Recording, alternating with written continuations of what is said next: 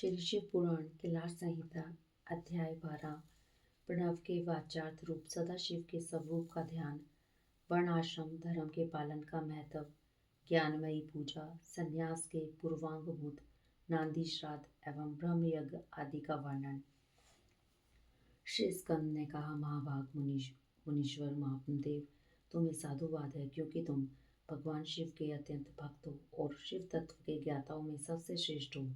तीन लोकों में कहीं कोई ऐसी वस्तु नहीं जो तुम्हें ज्ञात न हो, तथापि तुम लोक पर अनुग्रह करने वाले हो, इसलिए तुम्हारे समक्ष इस विषय का वर्णन करूंगा। इस लोक में जितने जीव हैं वे सब नाना प्रकार के शास्त्रों से मोहित हैं। परमेश्वर की अति विचित्र माया ने उन्हें परमार्थ से वंचित कर दिया है। अतः प्रणव के वाच्यार्थ भूत साक्षात महेश्वर को वे नहीं जानते। वे महेश्वर ही सगुण निर्गुण तथा त्रिदेवों के जनक पर ब्रह्म परमात्मा हैं। मैं अपना दाहिना हाथ उठाकर तुमसे शपथ पूर्वक कहता हूँ कि यह सत्य है, सत्य है, सत्य है। मैं बारंबार इस सत्य को दोहराता हूँ कि प्रणव के अर्थ साक्षात शिव ही हैं। श्रुतियों, स्मृति, शास्त्रों, पुराणों तथा आगमों में प्रधानतया उन्हीं को प्रणव का वाच्यार्थ बताया गया है। जहाँ से मन सहित वाणी उसे परमेश्वर को न पाकर लौट आती है, जिसके आनंद का अनुभव करने वाला पुरुष किसी से डरता नहीं। ब्रह्मा, विष्णु तथा इंद्र सहित यह संपूर्ण जगत भूतों और इंद्रिय समुदाय के साथ सर्वप्रथम जिससे प्रकट होता है, जो परमात्मा स्वयं किसी से और कभी भी उत्पन्न नहीं होता, जिसके निकट विद्युत सूर्य और चंद्रमा का प्रकाश काम नहीं देता तथा जिसके प्रकाश से ही यह संपूर्ण जगत सब ओर से प्रकाशित होता है, वह परब्रह्म परमात्मा संपूर्ण ऐश्वर्य से संपन्न होने के कारण स्वयं ही सर्वेश्वर शिव नाम धारण करता है। हृदय आकाश के भीतर विराजमान हो भगवान शंभु मुमुक्षु पुरुषों के ध्येय हैं, जो सर्वव्यापी प्रकाशात्मा भास स्वरूप एवं चिन्मय है। जिन परम पुरुष की पराशक्ति शिवा भक्ति भाव से सुलभ मनोहरा निर्गुण अपने गुणों से ही निगुण और निष्कल है, उन परमेश्वर के तीन रूप हैं, स्थूल, सूक्ष्म और इन दोनों से परे। मुने, मुमुक्षु योगियों को नित्य क्रमशः उनके इन स्वरूपों का ध्यान करना चाहिए। वे शंभु, निष्कल, संपूर्ण देवताओं के सनातन आदिदेव, ज्ञान, क्रिया, स्वभाव एवं परमात्मा कहे जाते हैं। उन देवादिदेव की साक्षात मूर्ति सदाशिव है। ईशान आदि 5 मंत्र उनके शरीर हैं। वे महादेव जी पंचकला रूप हैं। उनकी अंग कांति शुद्ध स्फटिक समान उज्ज्वल है। वे सदा प्रसन्न रहने वाले तथा शीतल आभा से युक्त हैं। उन प्रभु के 5 मुख, 10 भुजाएं और 15 नेत्र हैं। ईशान मंत्र उनका मुकुट मंडित मस्तक है। तत्पुरुष मंत्र उन पुरातन प्रभु का मुख है। अघोर मंत्र हृदय है। वामदेव मंत्र गुह्य प्रदेश है तथा सदोजात मंत्र उनके पैर हैं। इस प्रकार वे पंच मंत्र रूप हैं। वे ही साक्षात साकार और निराकार परमात्मा हैं। सर्वज्ञता आदि 6 शक्तियाँ उनके शरीर के 6 अंग हैं। वे शब्द आदि शक्तियों से सफुरित हृदय कमल के द्वारा सुशोभित हैं। वाम भाग में मनोमणि नामक अपनी शक्ति से विभूषित हैं। अब मैं मंत्र आदि 6 प्रकार के अर्थों को प्रकट करने के लिए जो अर्थोपन्यास की पद्धति है, उसके द्वारा प्रणव के समष्टि और व्यष्टि संबंधी भावार्थ का वर्णन करूंगा। परंतु पहले उपदेश का क्रम बताना उचित है, इसलिए उसी को सुनो। मुने, इस मानव लोक में 4 वर्ण प्रसिद्ध हैं। उनमें से जो ब्राह्मण, क्षत्रिय और वैश्य ये 3 वर्ण हैं, उन्हीं का वैदिक आचार से संबंध है। त्रैवर्णिकों की सेवा ही उनके लिए सारभूत धर्म है। उन शूद्रों का वेदाध्ययन में अधिकार नहीं है। यदि सब त्रैवर्णिक अपने अपने आश्रम धर्म के पालन में हार्दिक अनुराग के साथ लगे हों, तो उनका ही श्रुतियों और स्मृतियों में प्रतिपादित धर्म के अनुष्ठान में अधिकार है, दूसरे का कदापि नहीं। श्रुति और स्मृति में प्रतिपादित कर्म का अनुष्ठान करने वाला पुरुष अवश्य सिद्धि को प्राप्त होगा। यह बात वेदोक्त मार्ग को दिखाने वाले परमेश्वर ने स्वयं कही है। वर्ण धर्म और आश्रम धर्म के पालन जनित पुण्य से परमेश्वर का पूजन करके बहुत से श्रेष्ठ मुनि उनके सायुज्य को प्राप्त हो गए हैं। ब्रह्मचार्य के पालन से ऋषियों की, यज्ञ कर्मों के अनुष्ठान से देवताओं की तथा संतान उत्पादन से पितरों की तृप्ति होती है, ऐसा श्रुति ने कहा है। इस प्रकार ऋषि ऋण, देव ऋण तथा पितृ ऋण, इन तीनों से मुक्त हो वानप्रस्थ आश्रम में प्रविष्ट होकर मनुष्य शीत उष्ण तथा सुख दुख आदि द्वंद्वों को सहन करते हुए जितेंद्रिय तपस्वी और मिताहारी हो यम नियम आदि योग का अभ्यास करे, जिससे बुद्धि निश्चल तथा अत्यंत गूढ़ हो जाए। इस प्रकार क्रमशः अभ्यास करते हुए शुद्ध चित्त हुआ मनुष्य संपूर्ण कर्मों का संन्यास कर दे। समस्त कर्मों का संन्यास करने के पश्चात ज्ञान के समादर में तत्पर रहे। ज्ञान के समादर हो ज्ञानमय पूजा कहते हैं। वह पूजा जीव की साक्षात शिव के साथ एकता का बोध कराकर जीवन मुक्ति रूप फल देने वाली है। यतियों के लिए इस पूजा को सर्वोत्तम तथा निर्दोष समझना चाहिए। महाप्राग, तुम पर स्नेह होने के कारण लोक अनुग्रह की कामना से मैं उस पूजा की विधि बता रहा हूँ। सावधान होकर सुनो। साधक को चाहिए कि वह संपूर्ण शास्त्रों के तत्वार्थ के ज्ञाता, वेदांत ज्ञान के पारंगत तथा बुद्धिमानों में श्रेष्ठ आचार्य की शरण में जाए। उत्तम बुद्धि से युक्त एवं चतुर साधक आचार्य के समीप जाकर विधि पूर्वक दंड प्रणाम आदि के द्वारा उन्हें यत्न पूर्वक संतुष्ट करे। फिर गुरु की आज्ञा ले वह 12 दिनों तक केवल दूध पीकर रहे। तदंतर शुक्ल पक्ष की चतुर्दशी या दशमी को प्रातःकाल विधिवत स्नान कर शुद्ध चित्त हुआ विद्वान साधक नित्य कर्म करके गुरु को बुलाकर शास्त्र उक्त विधि से नांदी श्राद्ध करे। नांदी श्राद्ध में विश्व देवों की संज्ञा सत्य और वसु बताई गई है। प्रथम देव श्राद्ध में नांदी मुख देवता ब्रह्मा विष्णु और महेश कहे गए हैं। दूसरे ऋषि श्राद्ध में उन्हें ब्रह्म ऋषि, देव ऋषि तथा राज ऋषि कहा गया है। तीसरे दिव्य श्राद्ध में उनकी वसु, रुद्र और आदित्य संज्ञा बताई गई है। चौथे मनुष्य श्राद्ध में सनक आदि 4 मुनीश्वर ही नांदी मुख देवता हैं। पांचवें भूत श्राद्ध में 5 महाभूत, नेत्र आदि 11 इंद्रिय समूह तथा जरायुज आदि चतुर्विध प्राणी समुदाय नांदी मुख माने गए हैं। छठे पितृ श्राद्ध में पिता, पितामह और प्रपितामह ये 3 नांदी मुख देवता हैं। सातवें मातृ श्राद्ध में माता, पितामही और प्रपितामही इन तीनों को नांदी मुख देवता बताया गया है।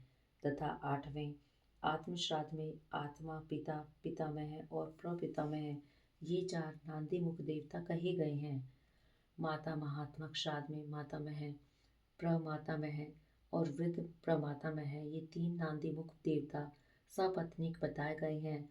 प्रत्येक श्राद्ध में 2-2 ब्राह्मण करके जितने ब्राह्मण आवश्यक हों उनको आमंत्रित करें और स्वयं यत्न पूर्वक आचमन करके पवित्र हो उन ब्राह्मणों के पैर धोएं। उस समय इस प्रकार कहें, जो समस्त संपत्ति की प्राप्ति में कारण आई हुई आपत्ति के समूह को नष्ट करने के लिए धूमकेतु रूप तथा अपार संसार सागर से पार लगाने के लिए सेतु के समान हैं, वे ब्राह्मणों की चरण धूलियां मुझे पवित्र करें।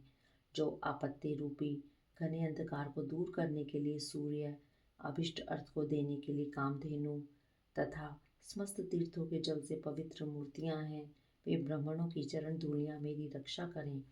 ऐसा कह पृथ्वी पर दंड की भांति पड़कर साष्टांग प्रणाम करें। तत्पश्चात पूर्वाभिमुख बैठकर भगवान शंकर के युगल चरणारविंदों का चिंतन करते हुए दृढ़ता पूर्वक आसन ग्रहण करें। हाथ में पवित्र लें, शुद्ध हो नूतन जगो पवित्र धारण कर 3 बार प्राणायाम करें। तदंतर तिथि आदि का स्मरण करके इस तरह संकल्प करें, मेरे संन्यास का अंगभूत जो पहले विश्वदेव का पूजन, फिर देवादि अष्टविधि श्राद्ध तथा अंत में माता मह श्राद्ध है, उसे आप लोगों की आज्ञा लेकर मैं पार्वण की विधि से संपन्न करूंगा। ऐसा संकल्प करके आसन के लिए दक्षिण दिशा से आरंभ करके उत्तरोत्तर कुशों का त्याग करें। तत्पश्चात आचमन करके खड़ा हो वर्ण क्रम का आरंभ करें। अपने हाथ में पवित्री धारण करके 2 ब्राह्मणों के हाथों का स्पर्श करते हुए इस प्रकार कहें, विश्वदेवार्थम भवन्तौ वृणे भवद्भव्यां नांदी श्राद्धे क्षणः प्रसादनीय है। अर्थात हम विश्वदेव के श्राद्ध के लिए आप दोनों का वरण करते हैं। आप दोनों नांदी श्राद्ध में अपना समय देने की कृपा करें। इतना सभी श्राद्धों के ब्राह्मणों के लिए कहें। सर्वत्र ब्राह्मण वरण की विधि का यही क्रम है। इस प्रकार वर्ण का कार्य पूरा करके 10 मंडलों का निर्माण करें। उत्तर से आरंभ करके 10 मंडलों का अक्षत से पूजन करके उनमें क्रमशः ब्राह्मणों की स्थापित करें। फिर उनके चरणों पर भी अक्षत आदि चढ़ाएं। तदंतर संबोधन पूर्वक विश्वदेव आदि नामों का उच्चारण करें और कुश पुष्प अक्षत एवं जल से इदम व पादम कहकर पाद निवेदन करें। इस प्रकार पाद देकर स्वयं भी अपना पैर धो लें और उत्तर अभिमुख हो आचमन करके एक एक श्राद्ध के लिए जो दो दो ब्राह्मण कल्पित हुए हैं उन सबको आसनों पर बिठाएं तथा यह कहें, विश्वदेवस्य स्वरूपस्य ब्रह्मणस्य इदम आसनम। विश्वदेव स्वरूप ब्राह्मण के लिए यह आसन समर्पित है। यह कह कुशासन दें, स्वयं भी हाथ में कुश लेकर आसन पर स्थित हो जाएं। इसके बाद कहें, अस्मिन् नांदी मुख श्राद्धे विश्वदेवार्थे भवद्भव्यां क्षणः क्रियताम्। इस नांदी मुख श्राद्ध में विश्वदेव के लिए आप दोनों क्षण अर्थात समय प्रदान करें। तदंतर प्राप्नुताम भवन्तौ, आप दोनों ग्रहण करें ऐसा कहें। फिर वे दोनों श्रेष्ठ ब्राह्मण इस प्रकार उत्तर दें, प्राप्नुयाव, हम दोनों ग्रहण करेंगे। इसके बाद यजमान उन श्रेष्ठ ब्राह्मणों से प्रार्थना करे, मेरे मनोरथ की पूर्ति हो, संकल्प की सिद्धि हो, इसके लिए आप अनुग्रह करें। तत्पश्चात पद्धति के अनुसार अर्घ्य दें। पूजन कर शुद्ध केले के पत्ते आदि धोए हुए पात्रों में परिपक्व अन्न आदि भोज्य पदार्थों को परोसकर पृथक पृथक कुश बिछाकर और स्वयं वहां जल छिड़क कर प्रत्येक पात्र पर आदर पूर्वक दोनों हाथ लगा पृथ्वी दे पात्रम इत्यादि मंत्र का पाठ करें। वहां स्थित हुए देवता आदि का चतुर्थ्यंत उच्चारण करके अक्षत सहित जल में ले स्वाहा बोलकर उनके लिए अन्न समर्पित करें और अंत में नामम इस वाक्य का उच्चारण करें। सर्वत्र मादा आदि के लिए भी अन्न अर्पण की यही विधि है। अंत में इस प्रकार प्रार्थना करें, यत्पाद पदम समरनाद जिससे नाम जप आदि भी न्यूनम कर्म भवेत पूर्णम तम वंदे सांब ईश्वरम। जिनके चरणारविंदों के चिंतन एवं नाम जप से न्यूनतापूर्ण अथवा अधूरा कर्म भी पूरा हो जाता है, उन साम सदाशिव उमा महेश्वर की मैं वंदना करता हूँ। इसका पाठ करके कहीं, ब्राह्मणों, मेरे द्वारा किया हुआ यह नांदी मुख श्राद्ध यथोक्त उक्त रूप से परिपूर्ण हो, यह आप कहें। ऐसी प्रार्थना के साथ उन श्रेष्ठ ब्राह्मणों को प्रसन्न करके उनका आशीर्वाद लें और अपने हाथ में लिया हुआ जल छोड़ दें। फिर पृथ्वी पर दंड की भांति गिरकर प्रणाम करें और उठकर ब्राह्मणों से कहें, यह अन्न अमृत रूप हो। फिर उदार चेता साधक हाथ जोड़ अत्यंत प्रसन्नतापूर्वक प्रार्थना करें। श्री रुद्र सूक्त का चमका अध्याय सहित पाठ करें। पुरुष सूक्त की भी विधिवत आवृत्ति करें। मन में भगवान सदाशिव का ध्यान करते हुए ईशान सर्व विद्या नाम इत्यादि 5 मंत्रों का जप करें।